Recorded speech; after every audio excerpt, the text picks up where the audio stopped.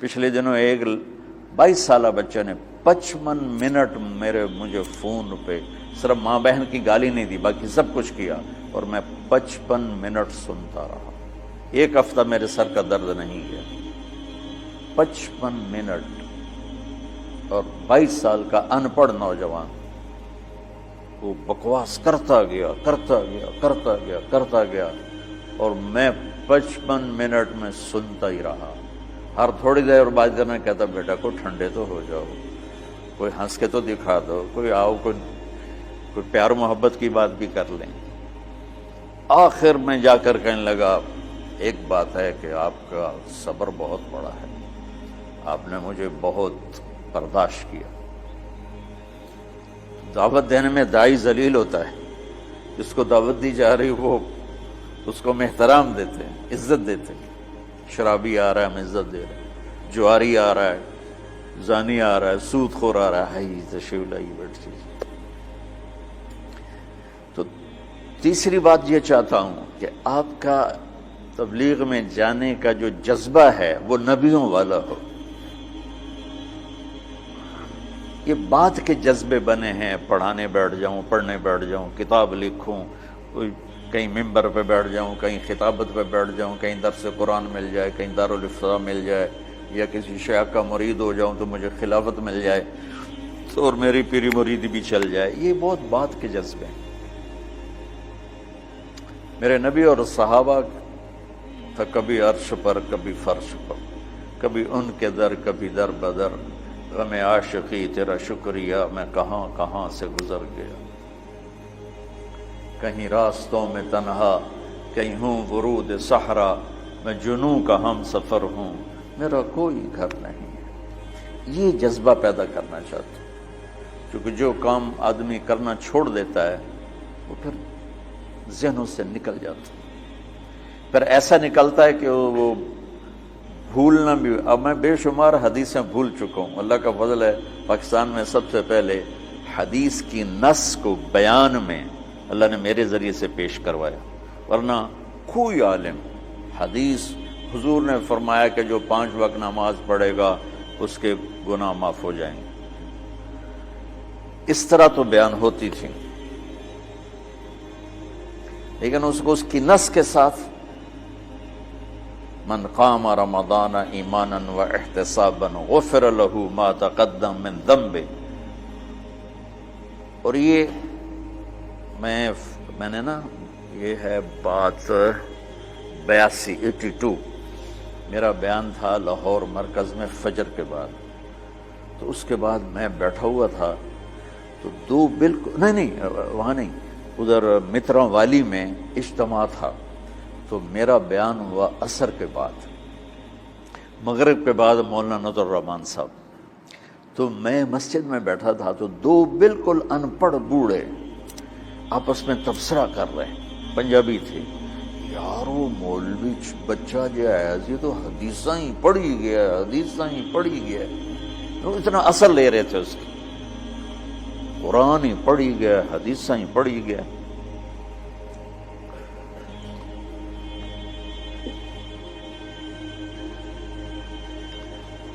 تو تمہارے تبلیغ میں جانے کی بشاشت وہ اس کا سبب نص قرآن ہو اور فرمان رسول ہو۔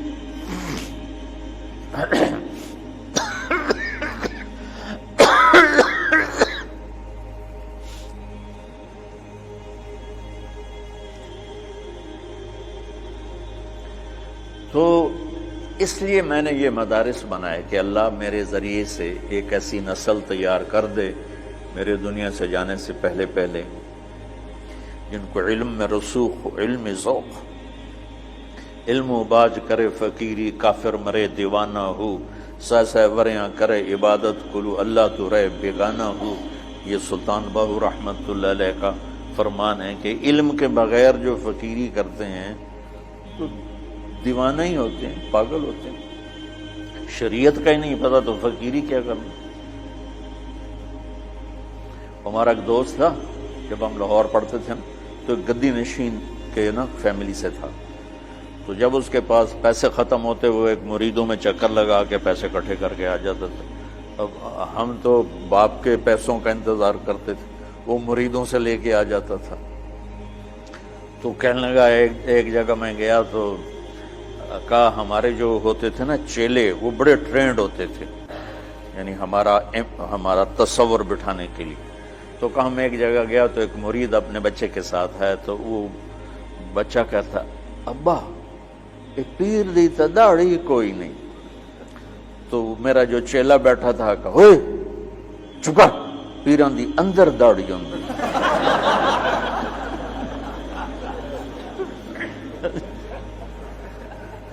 پیران دی اندر داڑھی ہوندی.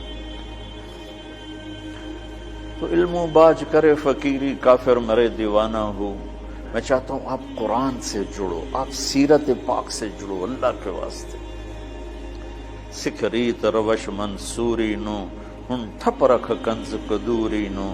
ہادی نہ سمجھ ہدایہ کافی نہ سمجھ کفایہ. کافیہ کو نا وزن شعر کی وجہ سے تبدیل کیا ہے. کافی نہ سمجھ کفایہ کر پرز شرع وقایا. ایو دل قرآن کتاب ہے. قرآن سے جڑو، سیرت پاک سے جڑو، براہ راست اس سے اثر لو. عالمگیری میں یہ لکھا ہے، فتاوی محمودیہ میں یہ لکھا ہے، فتاوی رشیدیہ میں یہ لکھا ہے، فتاوی دارالعلوم دیوبند میں یہ لکھا ہے. وہ ہمارے سر آنکھوں پر ہے، لیکن ہم مستدل حدیث کو بنانا چاہتے ہیں، ہم سیرت سے اثر لینا چاہتے ہیں. میرے نبی نے یہ کیا، میرے نبی نے یہ. ٹھیک ہے ہم مقلد ہیں، ہم غیر مقلد نہیں ہیں، اور ہم علماء دیوبند کی تحقیق پر راضی ہیں. ہاں چھوٹا موٹا اختلاف تو ہر پڑھنے والا کرتا ہی ہے، تو اس کا مطلب یہ نہیں ہوتا کہ وہ اس سے نکل گیا ہے. جزوی اختلاف ہر جگہ ہوتا ہے. تو تم سیرت سے جڑو، تم قرآن سے جڑو، تمہارے اخلاق عالی شان، تمہیں اللہ کا پیغام پہنچانے کا تمہارے اندر جذبہ ہو. یہ تین چیزوں پر میں نے ان مدارس کی بنیاد رکھی. اس میں کامیاب ہو سکوں گا یا نہیں ہو سکوں گا یہ تو میرا اللہ ہی جانتا ہے، لیکن میری کوشش اسی پر ہے کہ میں، چونکہ ہماری نسل جو آج مدارس سے تیار ہو رہی ہے وہ انتہائی منفی ذہن کی تیار ہو رہی ہے. اور ایک بچہ معصوم ذہن کے ساتھ آتا ہے اور 11 سال 15 سال کے بعد جس بھی مکتب فکر سے وہ نکلتا ہے وہ باقی سب کی نفرت لے کے نکلتا. اس کے دل میں کسی کے لیے محبت اور ہمدردی نہیں ہوتی. اور یہ کتنی نادانی کی بات کہ اگر میں اپنے آپ کو اہل حق میں سے سمجھتا ہوں تو میرے ذمہ ہے کہ میں ان کی ہمدردی اور محبت میرے اندر اتری ہوئی جن کو میں اس راستے سے ہٹانا چاہتا ہوں.